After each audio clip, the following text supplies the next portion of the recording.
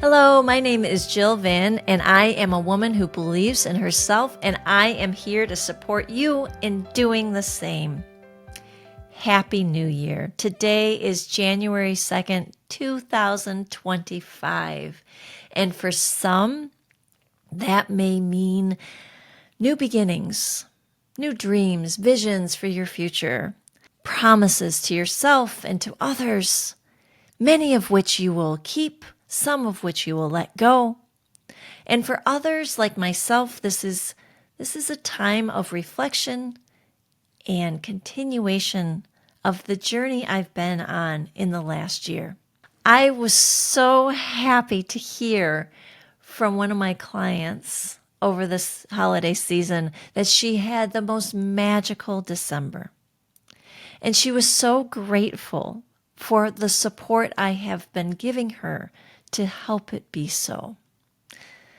Now, I will tell you, in contrast, my holiday was not fully magical. There were magical moments and moments of joy and gratitude and fun and laughter and all of these beautiful feelings and connections.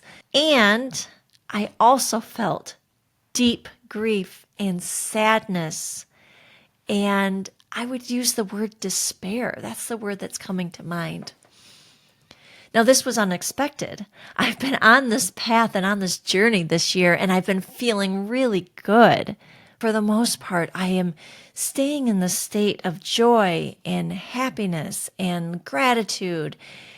And so when on December 23rd, when I recorded my last video for all of you, moving into the 24th, when I woke up and we were heading to a family party of tradition that we all look forward to and cherish, I woke up feeling this knowing something was triggering me about the season. That was the most intense day of grief that I have felt in a very, very long time. But I recognized it. I knew it. And it was in contrast to how I had been feeling. So I was able to allow for it to happen. But I do remember feeling and thinking, I haven't felt this bad in a really long time. And so what did I do differently this time than I've done in the past? In the past, I would have stuffed it. I would have kept my mask on, to hide all my feelings, put on a brave face, and just keep plowing through. The difference was I allowed myself space and time to cry. And I did that knowing that the grief I was feeling was connected somehow to the season, somehow to the days and the experiences, but it wasn't mine as a 49-year-old woman. And so through the learning I've done and the teachings and my own coaching, being coach and coaching others, I knew that I had a little younger part of me who was really having a hard time. And so instead of pushing and stuffing and ignoring her, I allowed her time and space to feel, to cry, to be held, and to let her know that we're okay and that she is loved and that it's safe for her to let me know what's going on. And this may all sound odd for those who have not done inner child work, but it's part of the process. And I am here to help you navigate this and learn more if that's something you're interested in. So as the days went on last week, I started to feel better and better, but there was still this part of me that was holding on to something. I've been having this feeling that the last Christmas before my dad died had been a difficult one. We never talked about it since I've been an adult, but I just had this knowing.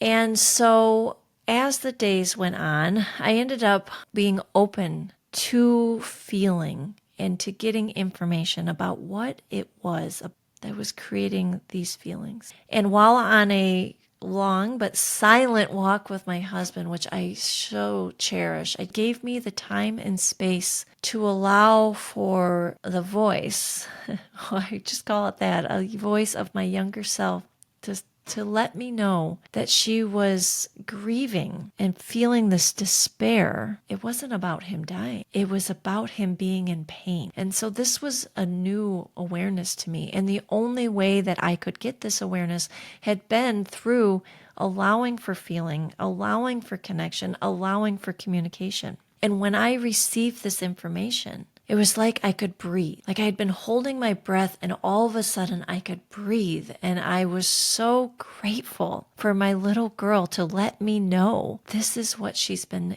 experiencing. I was able to say thank you to her. And I followed that up with a coaching session for myself. And through that session, I was able to let go of this grip and this hold and this responsibility I had taken on as a little girl, unknowingly, that I was taking on the pain of my dad, hoping that it would make him feel better. And so through my life, I've realized I've taken on the pain of others as part of who I am, as part of my identity. And so what I'm letting go of since that awareness is that I don't have to take on the pain of others. And my homework from my coaching session is for me to imagine again and again that last holiday season with my dad as him being pain-free and us experiencing play and joy. Because as I rewire, I'm learning that the mind is such a powerful part of me, just as it is for you. And I can replay experiences and made up imaginations of time spent with my dad, of him being pain-free. And you know what? It's helping. So I'm here to say that allowing ourselves to heal is something we choose to do. It's something we choose to do because we know that there's something more out there for us. There's more joy, there's more love, there's more gratitude. And I appreciate this opportunity to support myself in a way that I didn't used to know how to do. To support myself in a way that reminds me that the despair and the depression and the grief I was feeling with such intensity last week was going to be short-lived. It's possible for you to feel joy. So I leave you with encouragement. One, that it is possible for depression and grief to feel foreign. Two, that it is necessary and important to give yourself grace and compassion and love, especially in those moments when everything feels darker. And three, for you to know and look forward to the lifelong journey of healing, because as you heal, everything gets brighter. All my best to you. Take care.